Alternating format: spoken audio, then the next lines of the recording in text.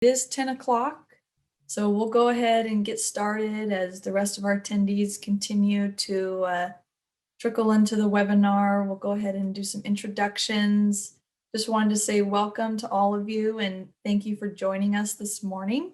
My name is Rebecca Quist and I'll be co-hosting today's webinar along with my colleague, Crystal Tufankshin, on behalf of local groundwater agencies who are working to engage schools on groundwater sustainability issues.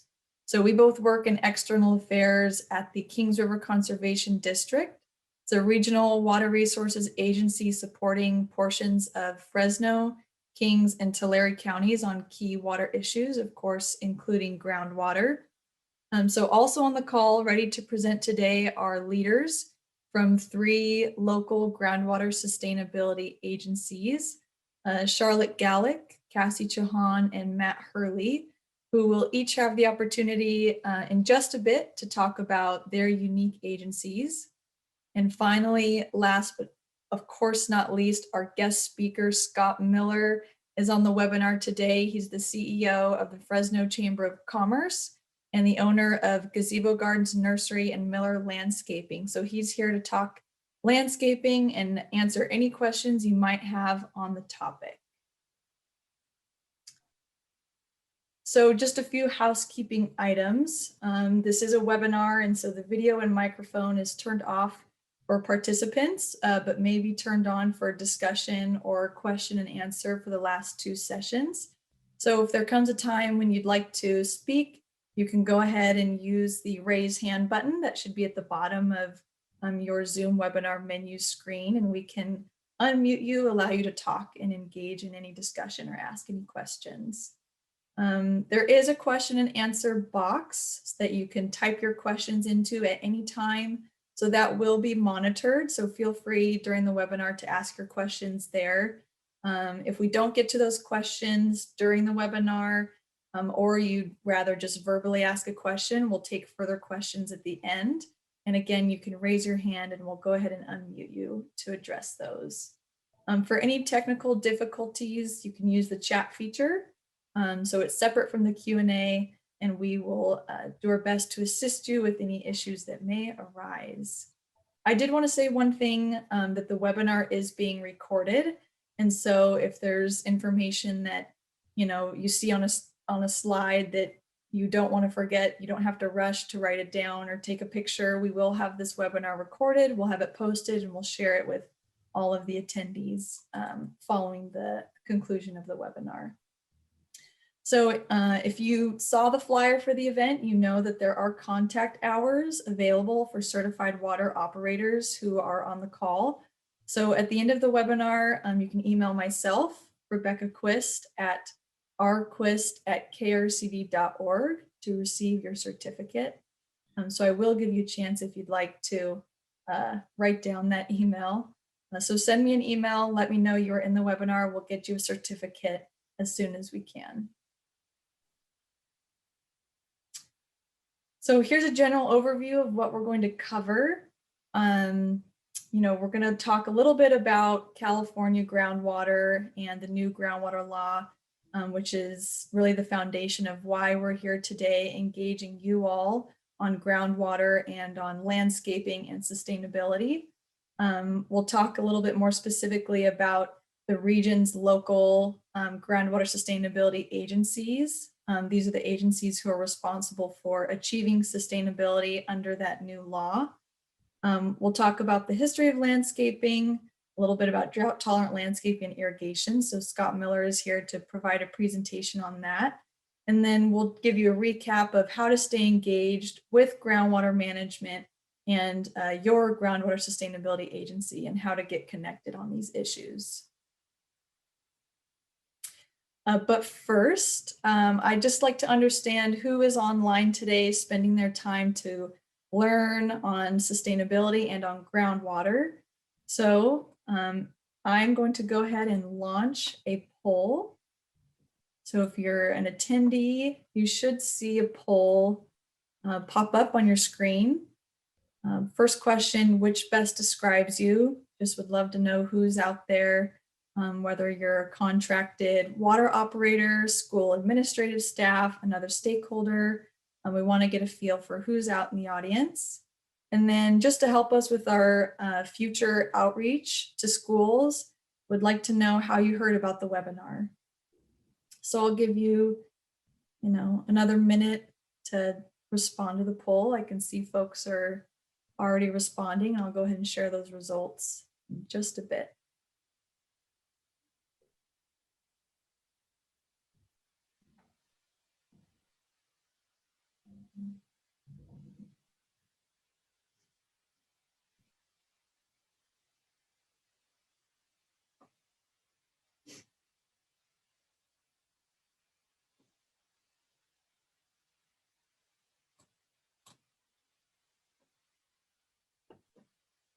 Okay, I'll give it just a few more seconds here before I end the poll.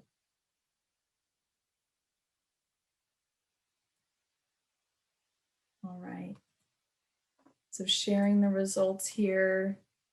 Looks like we have facilities water operators employed by a school district. Hello, welcome. School and district admin staff, welcome. Other stakeholders, thanks for joining us on the call. And we'll be sure to keep on sending out those emails because it looks like that's really the primary method that folks heard about the webinar. So thanks for responding to that. Okay. So we'll go ahead and move into talking a little bit about groundwater and this Sustainable Groundwater Management Act that I mentioned. So I'd just like to take a few moments to provide a backdrop for the rest of the information presented today. So of course, as I've mentioned, we'll have a piece on landscaping and there's great information to be presented there, but we wanted to discuss why paying attention to your school landscaping is so important, especially for schools who are reliant on a groundwater well for their water supply. So on this slide, you can see on the left are some statewide groundwater use percentages compared to on the right, the Kings River region groundwater use percentages. So this is the area that is kind of the greater Fresno County region. And I share these numbers just to show how important of a fresh water supply that groundwater is in California and of course in the Central Valley. So, groundwater provides an important buffer during times of drought when there's less rain and snow melt to depend on for various uses, whether it's agriculture, urban, residential, environmental, and of course for schools as well. So you'll note, the difference in groundwater use between 2019 and 2020. And this reflects the difference really in surface water supply availability coming from snowpack and rain. So 2020 was a drier year and less surface water supply was available, causing a need to draw into that collective, buffer that I mentioned, the groundwater supply. So it's an important source of water for us all. So groundwater is shared by everyone in the area. It's a collective resource. And so over time, as demand for water has increased across sectors, we've had to rely on groundwater more and more to meet our needs. So, this graph on the left shows the general decline of groundwater levels in the greater Fresno area over the last 100 years.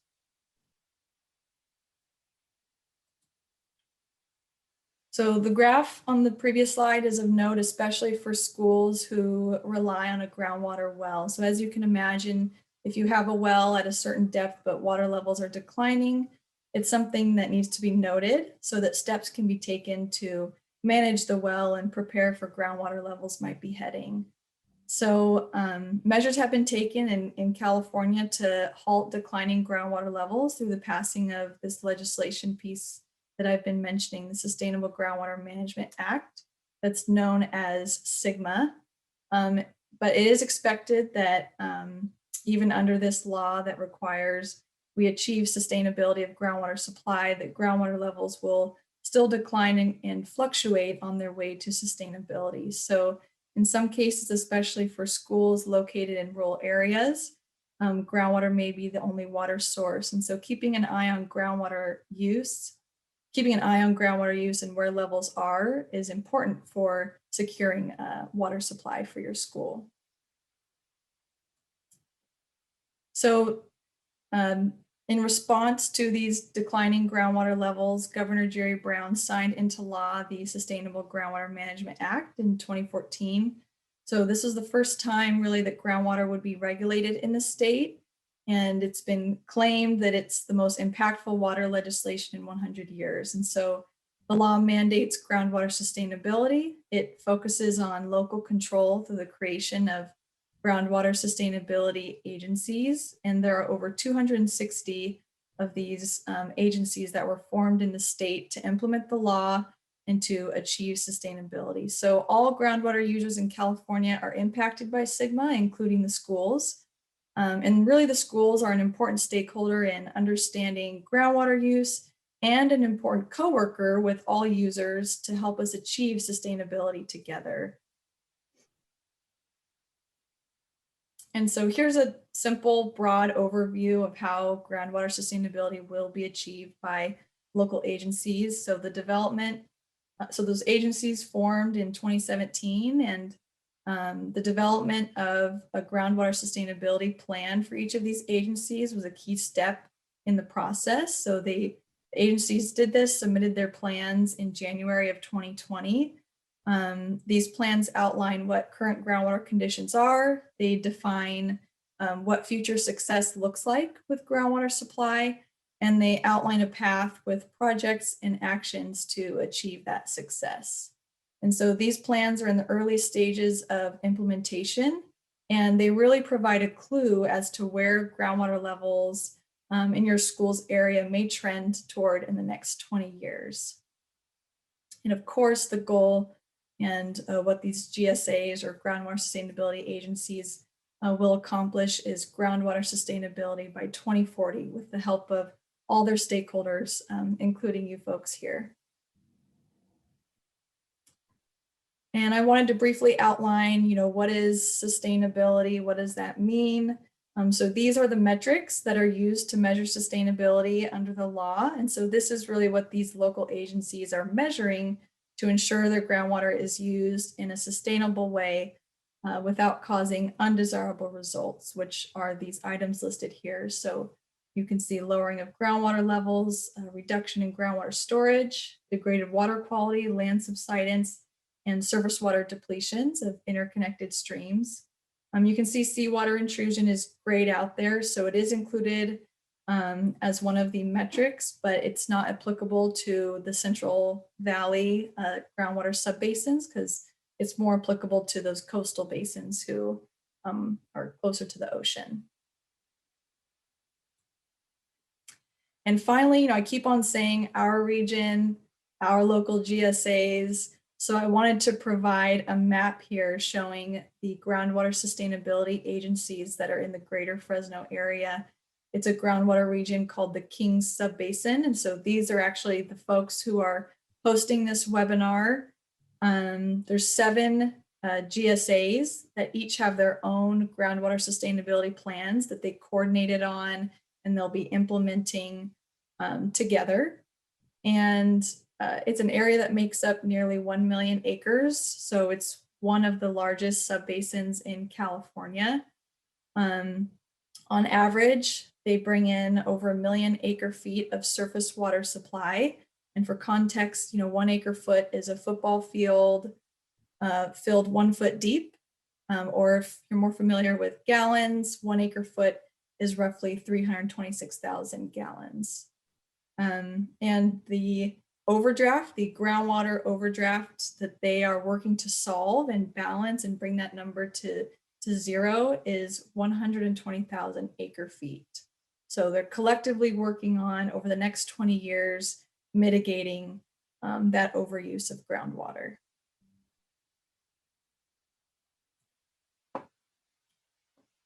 So we're going to introduce the King Subbasin GSAs with a few facts and show which school districts are located within each GSA to help you all connect and engage with the right GSA. So I encourage you all, if you're located in the King Subbasin, to take a look at the maps that show the school district boundaries, because we will have a poll question at the end asking which GSA your school falls within. So keep a close eye on those maps. So one of our first GSAs, we'll talk about the Central Kings GSA. There are 6 school districts located within its boundaries, and this GSA is located exactly as the title says, centrally within the Kings Subbasin. It has the Kings Canyon Joint, Sanger, Parlier, Fowler, Selma, Carruthers, and Washington Union Unified School District. Something unique to note here, it might be a little bit difficult to see, but you can tell the blue outline on the map, there are some cutouts. So the cities that are located, Sanger, Fowler, Kingsburg, within this GSA they're actually excluded from this GSA. And we'll talk a little bit about the GSA that includes those cities. So if you're in one of those municipalities, you may not be in the Central Kings GSA, but you may be surrounded by them. But you can see there are still some school sites that are located within this one. And then we're going to journey all the way to the western portion of the Kings Subbasin, the James GSA.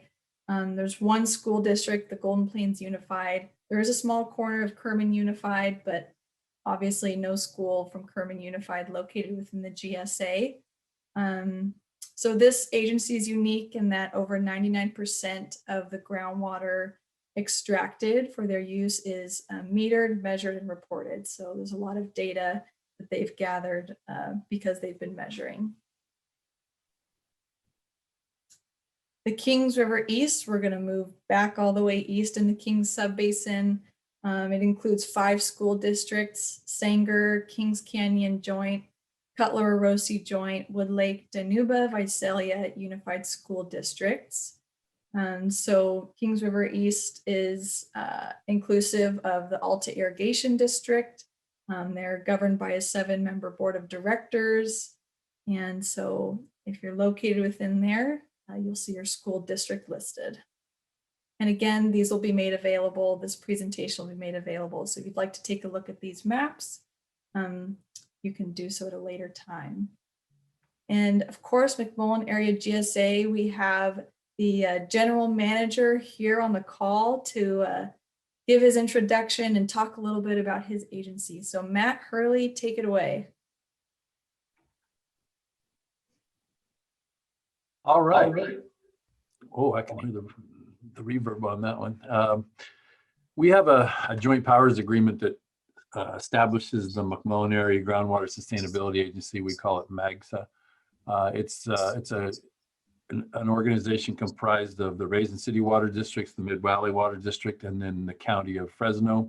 As you can see there, we have 6 different school districts touching or part of which are within our GSA. They are the Kerman, the Mendota, the Golden Plains, Washington, Carruthers, and Riverdale Joint Unified School Districts. We are unique in the subbasin in that we are the only GSA within the subbasin that is relying entirely historically on groundwater. We have no surface water supply, dedicated surface water supply. So we are keenly interested in what happens with SGMA and how the basin is able to reach sustainability at the earliest possible date, because we have a large role to play in that. We've been asked by our fellow subbasin mates to take care of 75% of the overdraft, which equates to about 90,000 acre feet on the annual average. And so we have a big task ahead of us to kind of help carry the weight, and we're looking forward to taking care of that at the earliest possible date. So there you go. Very good. Thanks, Matt. And our next up, North Fork Kings GSA, we also have the director of that agency on the call. So Charlotte Gallick, please take it away. Rebecca. I'm Charlotte Gallick. I am the coordinator for the North Fork Kings GSA. Hey, Charlotte. You've got a little bit of feedback on your sound. Maybe try muting and unmuting.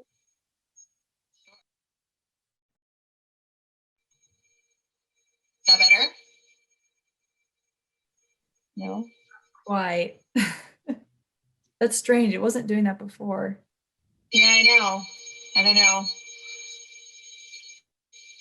Do you want to come back to me in a minute? Yeah, let's try that. I'll come back to the slides. We'll let Cassie go. Good timing, because Cassie, yours is right next.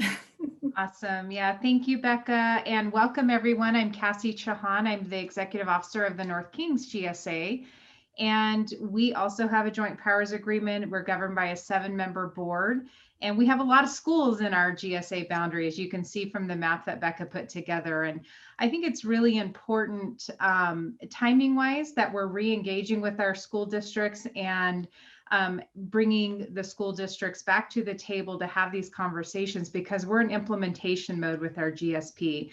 And so the last time that I have noted that we've had a real meaningful conversation with the school districts was back in 2017. And we were in the throes of even figuring out what we were going to do, how we were going to prepare the GSPs, and even figuring out the acronyms. So the timing is really good. We have school districts throughout our GSA, including Clovis, Fresno Unified, Sanger Unified, Fowler, Washington Central, Kerman Unified School Districts. And I was noting that, as Matt pointed out, no 2 GSAs are the same. We all have our unique challenges that are ahead of us. And, you know, understanding what those challenges are, but also understanding that we're all in it together. So we need to work together, and we do encourage you, and just by participating today, you're showing your commitment to that, but we do encourage you to continue to engage with the schools or with the GSAs. And we are always willing to come out and visit your site and understand if you have any specific needs or questions. Please make sure you make contact with us and we can have a conversation. And the other point I wanted to make just briefly was on Sanger Unified. I noticed that you're just in about every GSA. So maybe we could facilitate some joint discussion for Sanger Unified or any others that have multiple GSAs that they're involved in. That's it. Thanks, Becca. Awesome. Thank you, Cassie. Okay, Charlotte, let's see. Okay, is that better? I put the headphones in. No? It's a little better. Okay. Should I hold it away? Is that better? Closer? Maybe closer. Okay, closer. All right. Sorry about that. To brave through my spiel here real quick. So North Forks GSA was developed by a joint powers agreement. We have a 7-member board of directors. We have 5 school districts within our area. One thing I'm proud of, I'm an avid baseball mom, so I'm sure my son has played on many of your fields out there within the school districts, and I appreciate your upkeep of that. It's fun to watch, and I support those baseball fields. One thing that's really special in our area, a lot of GSAs are utilizing satellite imagery and data to collect groundwater information. This satellite data is used to derive the evapotranspiration for the vegetation on the surface. And so this allows us to get monthly consumptive use analysis that helps us determine the water balance in our area and make sure that we are good stewards of our groundwater usage. And hopefully the sound was okay and I didn't kill your ears. So thank you, Rebecca. Thanks, Charlotte. I've heard worse, so we could understand you, and that's the important part. Okay, and finally, the last GSA in the Kings Subbasin that I'll just briefly mention. This is the GSA that I mentioned when I talked about the Central Kings. It's made up of 5 cities that are located within that area: Fowler, Kingsburg, Parlier, Sanger, and then a community services district, Del Rey. So there's 5 school districts, and you can see there's quite a few schools within those city boundaries. So the primary, water users are residential, commercial, and industrial, rely on groundwater as their water source. So if you're from South Kings, welcome to the webinar.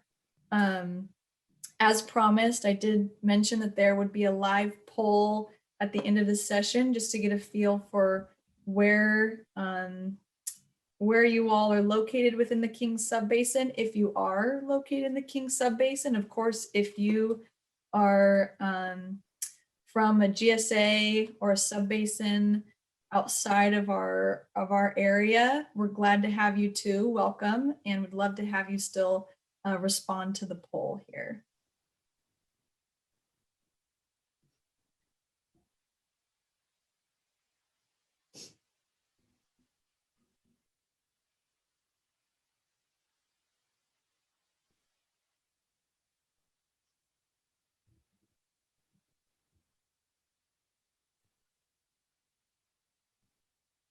So I'll give everyone a bit more time. I can see we have about 50% of the audience who has voted.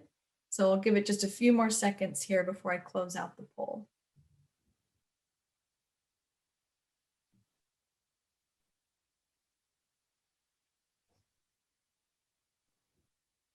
We, Becca, are missing one of our GSAs, the North Kings.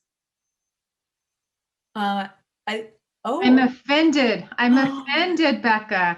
Excuse me. You know, we're going to have to do a post-webinar survey then to get a better idea. I saw some familiar names there, so I know we're represented. I'll go ahead and put them in bags. Okay, I'll go ahead and close out the polling here. Surely the remainder of you who haven't responded, we're in the North Kings GSA, so please excuse me for the error on the poll. But it looks like we have several of the GSAs represented here, and then quite a few who are outside of the Kings Subbasin. So I hope the information was still beneficial for you. And again, thank you for joining us no matter which region or GSA your school is located in. Okay. So you might be wondering how this information on groundwater and this new law relates to landscaping and our guest speaker, Scott Miller. But, you know, an important way that schools can engage on groundwater sustainability is by paying attention to not just their own water use and groundwater levels, but also by paying attention to their landscaping practices. So, you know, without further ado, I will pass it over to Scott Miller, our landscaping expert, to talk a little bit more on the topic and provide a history and a background really of landscaping in the region. And so Scott, I know you need to share your screen. So yeah. I will stop sharing mine so that you can share yours if that works. Okay, let me see here. It's still saying that I'm disabled. Well, let's make sure that you.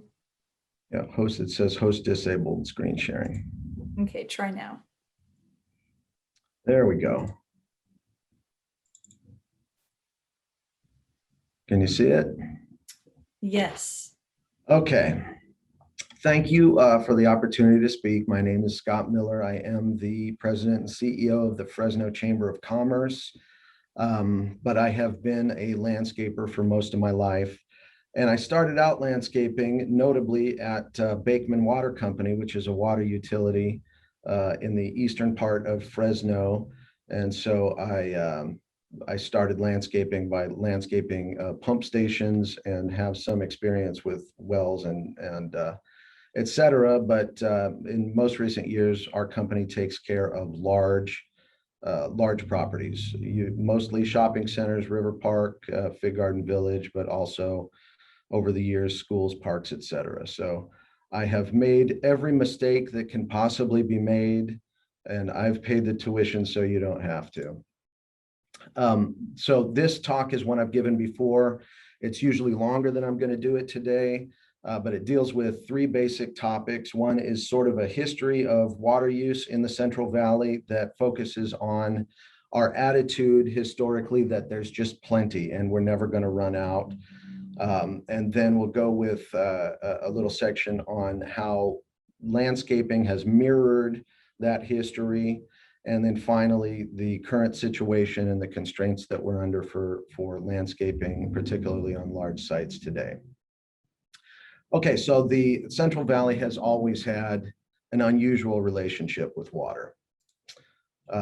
This graphic I absolutely stole from the Fresno Metropolitan Flood Control District, but it is, I think, a pretty good graphic example of what an aquifer looks like.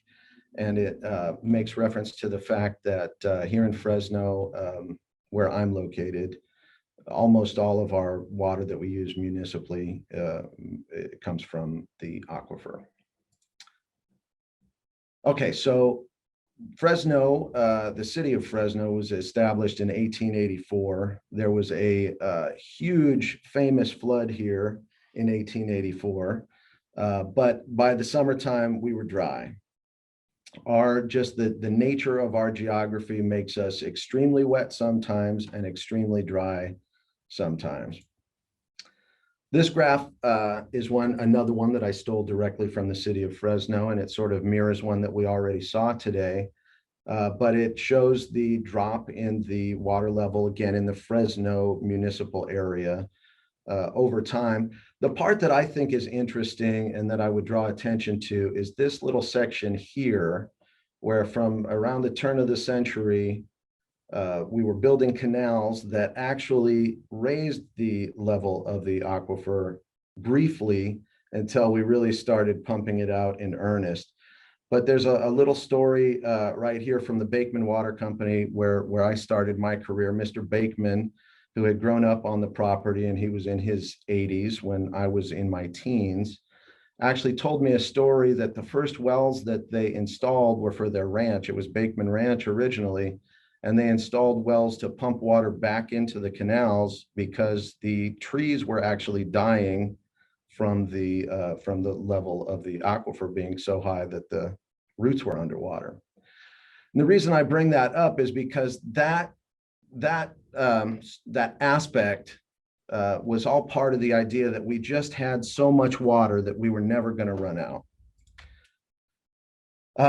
Let's see, this slide deals with the fact that in the city of Fresno, again, which is the largest city in this region, and I'm here and that's why I keep referring to it, but we didn't even have water meters on every house until 2010 because we just believed the water was going to last forever. And when I first got in the landscaping business, I saw more than a few of this type of fountain that were installed at houses that didn't have a pump in them. They were just hooked up to city pressure and the water ran directly into the sewer. And that sounds like something that's so crazy to do today, but it was fairly common in the 50s and 60s in this region because we had so much water. I hope you're catching a theme here. We felt like we had a lot of water. So landscaping mirrored that ethic throughout our history. Before the dams were built, we were busy building canals. So here's Fresno Ag, which is a business that's still here. This was where they invented the Fresno scraper. You'll see landscaping was not a big concern for them in the 1880s. This is downtown Fresno. Again, the theme, dirt. This is Courthouse Park in the background, but most of these commercial buildings would not have had so much as a rose bush. Central High. This is the old St. Agnes Hospital, which is still there in the Tower District. But look at this was after the hospital was open. Look at the landscaping they have here. This is like a deodora, maybe a palm tree there, but not much. They were not focused on landscaping and not using much water. This is Kearney Park, May Day celebration. And again, I think it's notable that lawn, if it is a lawn, it might be dirt, but if it is a lawn, it's a pretty light color and not being irrigated very much. And this would have been the nicest park in the region at that time. So before World War II, not much water was being used. After World War II, all across America, as middle-class families started, our middle class exploded. And it became part of the middle class ideal to have a big lawn, a big green lawn at every home. And this also began to extend into public places, The shopping areas began to have more landscaping. Homes had more landscaping. Parks were more common. There was just more landscaping in America because that became part of what we wanted out of our lives and what we felt we deserved. In Fresno, specifically during that time period, this one's one of my favorite slides because I'm standing 100 feet away from where it was taken right now. This was the old City Hall. It's currently our police department. And what you see in the 50s, we felt like we had a lot of water, but the style of landscaping was still relatively drought tolerant. This will be Bermuda grass. These plants, this type of landscaping is relatively drought tolerant compared to what it would become shortly hereafter. This is a very typical house from my childhood. That's going to be a Bermuda lawn, and you'll notice that this was the irrigation system. You can see just this little corner of the hose, sprinkler over here. This was how my grandparents irrigated their yard with a hose that ran for hours and hours and hours because nobody cared that water was never going to run out and we were not on meters. I just included this slide because it's awesome. It's from the 70s, but you'll see in this slide, Italian cypress, probably an olive tree, very drought tolerant. And then I'll finish off with this, which to my mind is the ultimate landscape of the 70s, junipers, rocks, pretty drought tolerant. But all of this, all throughout this period, we really felt like we had plenty of water. This 70s landscape was really just a style thing. They didn't feel like they needed to be as drought tolerant as they were. So when did we become huge water users in the landscaping business? It mostly happened in the late 70s through the 90s with the advent of rollout sod, the sod farms. That was the change to fescue sod. And we really started going through the water in the landscaping industry then. All of these slides are very typical of what became I'm calling it the Fresno look, but very typical all throughout the Central Valley. Everybody has been to a place that looks like any of these slides. It's for our region about as water wasteful as you can get. Redwood trees, fescue sod, big areas of flowers watered by overhead irrigation. So where do you go from here? We've gone from the best to the worst and back to better. It all started to change for us. We'd probably still be wasting water at an amazing rate had it not been for AB 1881. This was the law in 2009 that really regulates the way we do landscaping, particularly new landscaping. I'm not going to go through all of the factors on there, but it particularly for new construction affects everything we do. And it mandated these two things. And I apologize because they're the dumbest sounding acronyms that anybody ever came up with: MWELO and WUCLS. MWELO is the Model Water Efficient Landscape Ordinance, which again basically regulates new landscaping. You have to essentially hire a landscape architect to do the calculations, and you'll divide every landscape up, as we already did mostly, into hydro zones, where you'll have essentially irrigation valves where this section uses less water. You know, you'll rank your irrigation zones from most water efficient to least water efficient, and the least water efficient ones, lawns, etc., you'll minimize the square footage of it. The WUCLS is something, if you take one thing away from this, this is the one that's most useful to most people. It is a database that ranks plants according to their water use. So if you're choosing plants for your site, this is a good place to go. It ranks them by water use and by region. And these were the people who did the last update for the Central Valley region in 2012. There's a new update coming. Was supposed to be here in 2020, but it was a little bit held up by the pandemic, but it should be anytime soon. So even under the 1881 restrictions, you can still get essentially any look that you want with landscaping. It can still be very lush. It does not have to be like this slide, which I would call the Arizona look. Weirdly, saguaros and many varieties of cactus actually get too much water here just from normal rainfall. There's a good chance that the large cactus in that picture would actually die from rain if we planted it here. This, again, everybody likes this look. Not realistic for a school site.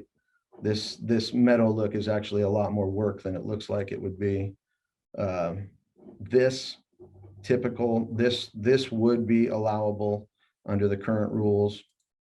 And this, if you really wanted to go for it, you could probably even do something that looks like this and keep it within the 1881 rules.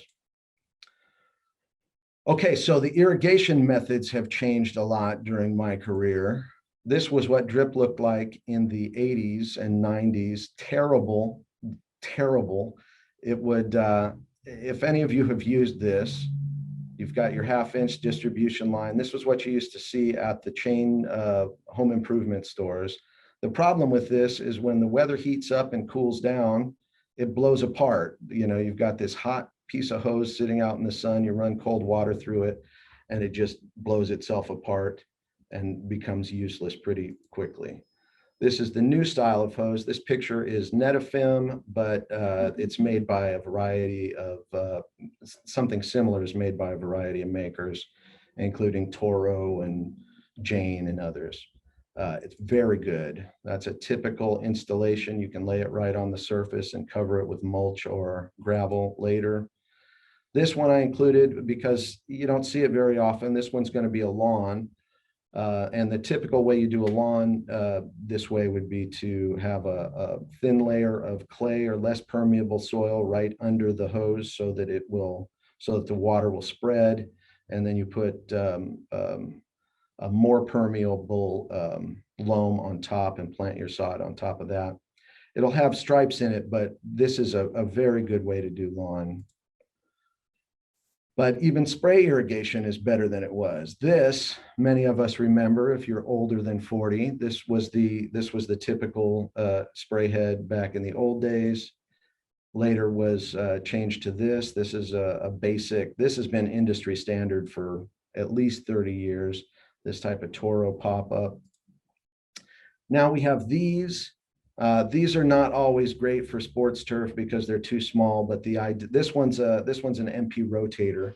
But the idea on modern spray sprinklers, efficient spray sprinklers, is that they cover a larger area more efficiently and release water more slowly. And what that creates is less runoff, better water penetration, and more efficient, less hot spots. This slide again, out of all of them, is probably the most useful for large sites. These are the things that I believe you absolutely have to have for water conservation on a larger site. Smart controllers are, hopefully you all already have them, but they are controllers that decide when to turn on and when to turn off, which will save you probably no water in the middle of the summer and no water in the middle of the winter. But they save a lot of water, up to 30% in the spring and fall, by keeping track of what the ET rate is, and they'll prevent you from having to go turn everything on and off daily as the weather changes. The next thing down here is, I believe that with every smart controller, you should also have a dedicated landscape water supply. And if you're on a very old site, you may not have that. Newer sites will have that. But with a flow sensor. So a flow sensor will work in conjunction with a smart controller and let you know, it'll send you an email every time a kid removes a sprinkler or you have some type of break. Anytime there's an anomaly in the water use, it'll send you an email. Super helpful. I also recommend doing a complete audit twice a year, at least once a year, where you go through your whole system and physically look at every emitter, every sprinkler head, every valve. It's a lot of work, but it is worth it. And then what we do on our sites is we rank our stations on the larger sites. We rank them from most efficient to least efficient, and we recommend a budget for replacing the least efficient emitters or zones annually. And eventually, if you do that, a little bit of it every year, eventually you'll be efficient. This is Bermuda grass. This is this is what happens if you just water dirt in Fresno County. Eventually it will become Bermuda grass, and it's gotten a bad reputation, but there is nothing more drought tolerant for school turf than Bermuda grass. I'd be willing to fight anybody who says otherwise. This is the greatest grass ever. Even with its winter dormancy, it's fantastic. A good second choice in my mind is UC Verde buffalo grass. Takes a long time to get established and doesn't handle traffic quite as well as traditional Bermuda, but it is very deep rooted and very tough. So for the areas that are not necessarily sports turf, but the areas around administration buildings and so forth, this is a good choice. I own a nursery that is famous for roses, so I just included this slide. Again, nobody can stop me. Roses are much more drought tolerant than people give them credit for. I've taken care of sites over the years. In fact, there's one shopping center in Fresno. This is a true story. I'm not going to say which shopping center, but where they built a building and forgot to put irrigation in it. They literally inspected it and just didn't notice that the irrigation was not there at all. That's a true story. The other part of the true story is the plants that were planted around that building were roses, and they survived with no supplemental irrigation. Okay, I'm almost done, wrapping it up here. These are just some other plants that are surprisingly drought tolerant. Cannas will grow with their roots underwater or completely dry. Blade ferns, sword ferns, bananas. These are just to give you the idea that you can have a very drought tolerant landscape with plants that don't necessarily look like cactus. This is Pyrocantha, most drought tolerant plant in the history of the world. If you plant this in October and it gets a little bit of rain through the winter, you'll never have to water it again. And that is my time, probably more than my time, but I appreciate the opportunity to talk with you today.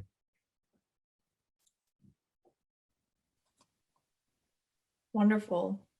Thank you so much, Scott, for the history as well as some really practical tips on irrigation and on efficient landscaping. So really appreciate you taking the time to come and put together a presentation for us. And Crystal is just going to go over a few more slides on how our attendees can stay engaged on groundwater issues. And then we'll move into a question and answer portion. So if our panelists don't mind sticking around just a few more minutes to take any questions that the attendees may have. But for now, let's see, I will go ahead and share the presentation so that Crystal can move us through our last few slides here. Okay, can you hear me okay? Sounds good. Okay, well, yes, as Becca said, before we let you go, we just want to provide you a few more ways where you can get engaged and stay informed. So each of the local groundwater sustainability agencies in your area all have interested persons list. And those are a great way for you to get updates on their activities, to find out what upcoming meetings or workshops they may have. So they usually, if you know your GSA or your local groundwater sustainability agency, they'll have usually a sign up on their website, or you can contact them. Another good way to find out who is your local groundwater sustainability agency is really contacting your county, because most all the counties within the state who are implementing, have SGMA being implemented in their area, are involved in their local GSA. We also, in our Kings Subbasin, we have developed a school groundwater guide. Each of the GSAs have a tailored groundwater guide, which I will cover in the next slide, but that's another useful tool for you to get some information on how you can continue to do sustainable practices and also be in connection with your groundwater sustainability agency.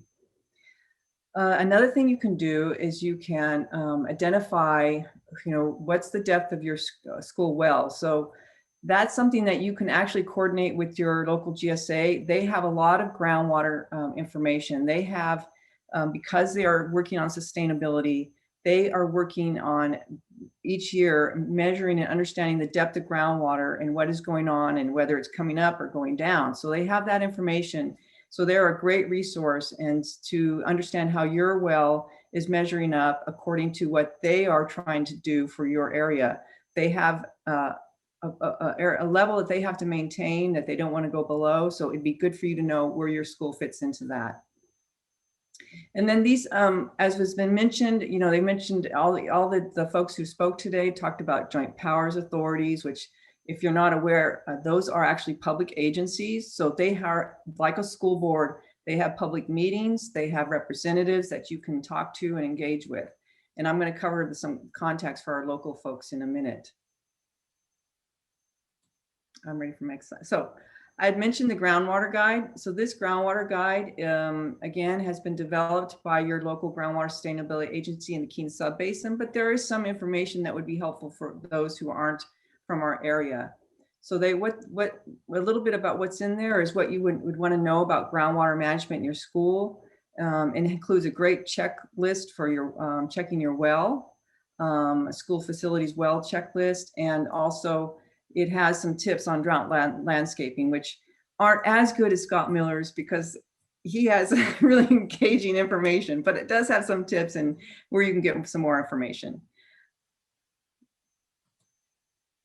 And I did mention that we have wanted to let you know who the contacts are in our Kings Subbasin. And again, if you're not from this area, you can contact your county, might be a good source, or type in Groundwater Sustainability Agency and see what comes up. But these are the contacts that are in our area that are, wanting to talk to you and engage with you as a stakeholder in the sustainability that we have. This is important that you contact these folks. This isn't a one-time issue. This is a 20-year sustainability program. And there's going to be times where we're going to be dealing with droughts and wet years, and things will fluctuate, as Becca said. And so it's important that you don't just get engaged or attend this one webinar, but there's a continually engagement with your groundwater sustainability agency over the next 20 years is important. Finally, I know some of you are very interested in getting contact hours. So we just put this slide up again. And so Rebecca Quist at rquist@krc.org. When this is complete, email her and we'll get, as she mentioned, those certificates out to you as soon as possible. And of course, as promised, a final poll here before we move into Q&A. Let's see if I can get this one open. So Crystal mentioned the importance of continuing engagement with your groundwater sustainability agency and on just groundwater issues in general. And so, as a Kings Subbasin, there's certainly interest from our agencies to continue to engage and provide helpful information for you all. And so we'd like to know, for future events that we may hold, webinars, workshops, what topics might you find interesting or beneficial? We'd really like to know from you. This is really kind of a first kickoff. And so we wanted to provide an overview of the issue as well as some interesting information, but would love to know what you all would like to see next. So I'll give you a few moments here to respond to the poll.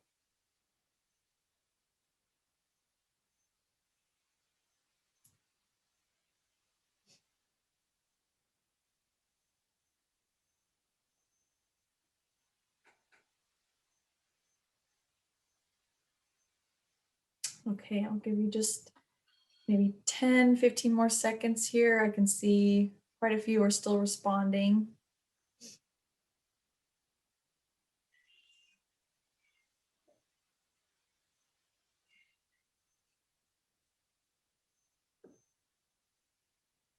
All right, I'm going to go ahead and end the polling here and share the results. So, this tells me that we're going to need to hold a few more webinars and that all of you are going to come back for another round of information. So this is great, helpful. Thank you for responding to the poll. We have a few minutes here for some question and answer. So again, if you want to go ahead, you can type your question in the Q&A box and we can speak to those, or please feel free to raise your hand like Matt Hurley has. Matt, do you have a question? I do have a question, and it's for Scott. Scott, just as additional background, in addition to the fact that I'm the general manager at the Mcmullen area GSA, I'm also the executive director of the Tranquility Resource Conservation District. And so we are looking very strongly at trying to work, especially in the rural residential area, at pollinators and native plants and things like that. And I just wondered if you had an opinion or a thought on possibly some of the more rural schools being able to incorporate into their landscaping some native plant areas and especially pollinators to not only provide for the pollinators themselves food, et cetera, but also some educational opportunities for the kids at the site.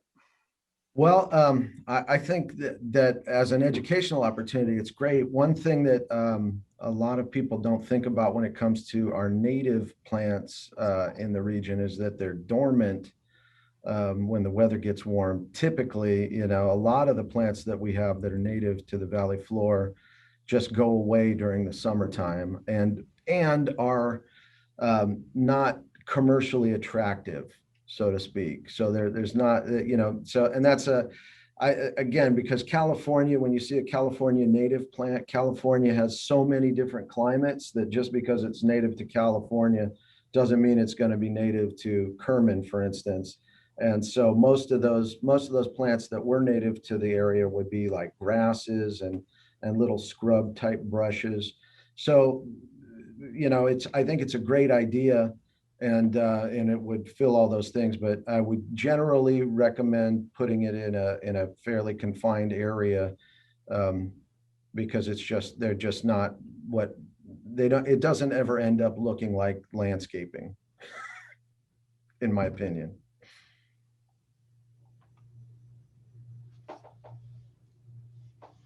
Hey, Becca, this is Cassie. I don't see any questions that have come in the Q&A or hands raised. So I just was thinking that, one of the key things that we wanted to take away from this webinar is the fact that what these school sites do, what you do at your school sites matters, and you have a role in sustainable groundwater management. And that's kind of our key takeaway in terms of the little things that you do have a big impact in terms of our overall ability to reach sustainability. So sometimes you think about the big world and the big ask and how does it really filter down to what I'm doing at my individual location.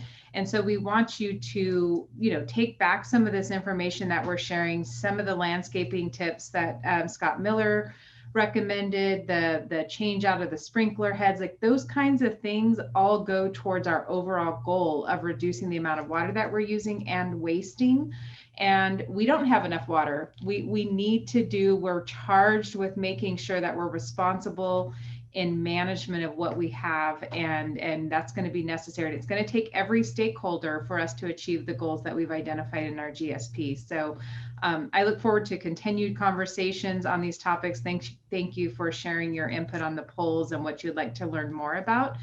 And I just think that's important for you to realize that, yes, at your school, whether it's part of a city system or it's their own public water system, it matters. And if you have an opportunity to use a different source of water, you should talk about that. You should entertain that and see if that's feasible for your particular site. And I'm talking about either irrigation water, surface water, untreated, unpumped when it's available, and or recycled water, like all of those things. We have to kind of change the way we're thinking about landscaping, as Scott pointed out, and utilize all the available sources when available to make sure that we're doing our part to manage sustainably our groundwater resources. Awesome. So we do have one comment in the Q&A. It states, just a thought, school site could give these landscaping tips, their landscape work. As a matter of fact, there should be another seminar for landscapers at school sites. So just something to think about for future webinars. Awesome. Yeah, thank you for the input. And then And oh, go ahead, Crystal. I would say there's another one in the chat. It says for Scott, you can find plans that could possibly work for your district at ucanr.edu sites/sites/WCLs, which I guess is the site you were referring to. So that's helpful. Thank you, Wendy, for sharing that. It really is a great database. It has almost every plant you could imagine and how they will behave in our area. So that makes it really unusual as a resource, because even like the Sunset book or all the resources that I grew up with are kind of designed around where the book was written. In other words, you might have the Sunset might list a plant that behaves very differently here, where we get a lot hotter or colder, so the WCLs database takes all that into account. It is very useful. Yeah, that's great. Another great reference source that all can access and find what they need. So it is just past 11 o'clock, and we want to be respectful of everyone's time who came to join us today. I know that I'm sure everyone has a full workload, a busy schedule, and so we just really appreciate all of you attendees for joining us this morning, and we hope this was useful. And as Cassie said, there were some key takeaways. And please find your groundwater sustainability agency, get on that interested person's email list that Crystal mentioned. And I did just want to say again, this webinar was recorded, and so we'll make it available online. We'll send it to you. We'll also make the presentation available for you to look at, that has the contact information for the Kings Subbasin, as well as some of the other SGMA general information. So thank you all for joining, and we hope to see you at the next webinar. See you all. Thanks.